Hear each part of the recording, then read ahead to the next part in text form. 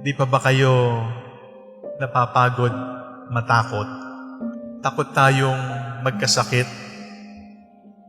Takot din tayong mamatay. Takot tayong mamatayan ng mahal sa buhay. At ito ay normal sa lahat ng tao. May pandemic o wala, we are afraid of sickness. We are afraid of death for ourselves and for our loved ones. Kaya lang po, dagdag sa takot ng COVID, meron pang ibang takot. Baka magtagal ito. Baka dumami yung walang trabaho. Baka dumami yung magugutom. Baka magtagal ito. Baka wala nang pambili kahit face mask. Pagkatapos, aarestuhin pa yung walang face mask. Ngayon, pati face shield kasama na rin. Huhulihin na rin daw. At may multa kapag walang face shield, walang face mask.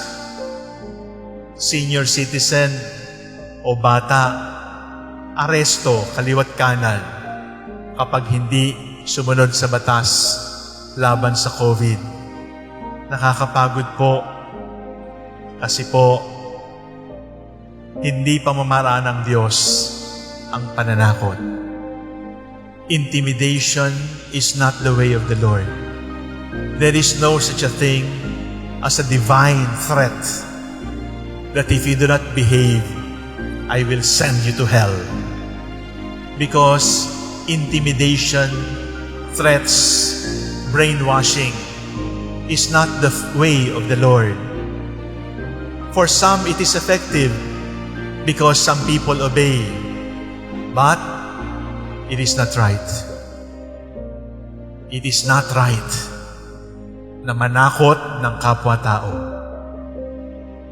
Sapagkat ang pananakot ng kapwa-tao ay hindi pagturing sa kapwa-tao bilang kapantay. Kapag yung kapwa-tao mo tinatakot mo, ang tingin mo dun sa tinatakot mo, mas mababa kaysa sayo. But God created us with equal dignity. And God who created us does not even threaten us. Because God who created us repeatedly tells us, do not be afraid, take courage. My dear brothers and sisters, if we will continue to live in fear, we would lose our minds. We would live paralyzed, unable to move, unable to talk, even afraid to go out. Why? Because we are afraid of everything and we are afraid of everybody. And the Lord says to us, take courage.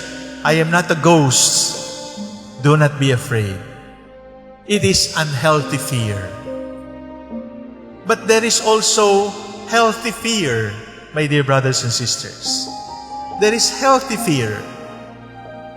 It is healthy to fear hurting your loved one.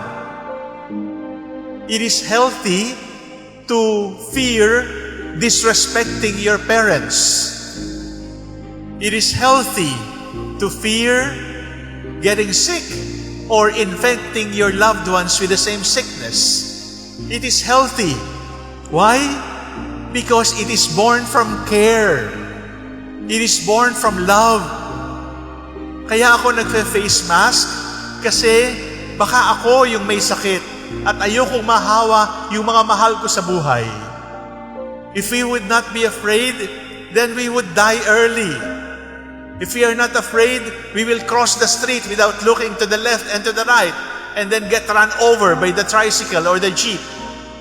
It is healthy fear to eat the right food, to take care of your health. It is healthy. But there is something higher than healthy fear. And what is it? Holy fear. And the Lord tells us, do not be afraid of me. But fear of the Lord is a virtue. So, what do we mean by fear of the Lord? Fear of the Lord does not come from an intimidating God. Fear of the Lord does not come from a God who threatens you with punishment for one sin. No. The fear of the Lord is this: God has loved me so much. I am so afraid to sin because I do not like to lose Him. It is fear of the Lord that led Moses to remove his sandals because he was standing on holy ground. There is the holy fear that brings about reverence. There is that holy fear that brings about respect. There is that holy fear that brings about obedience. There is that holy fear that brings about imitating the Lord because I dread losing the Lord. I am afraid to lose the Lord.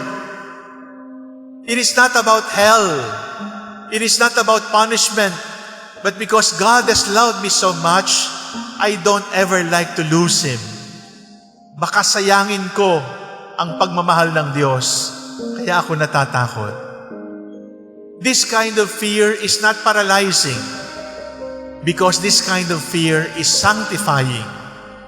This kind of fear will make us better and better, because it is holy fear.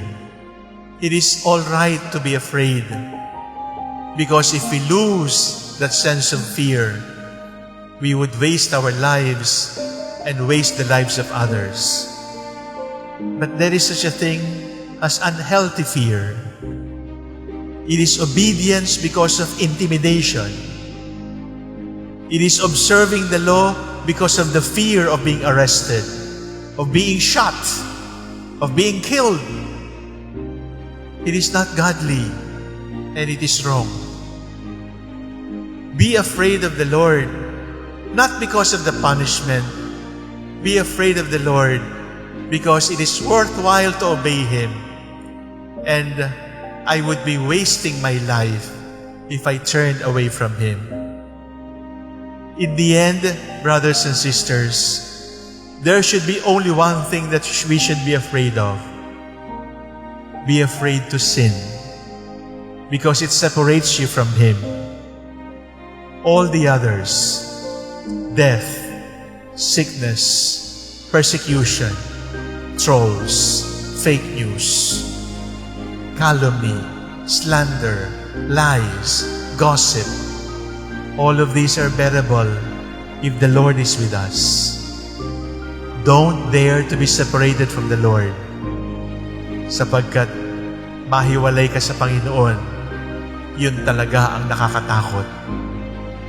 Lahat kaya natin sapagkat ang Diyos ay sumasa atin.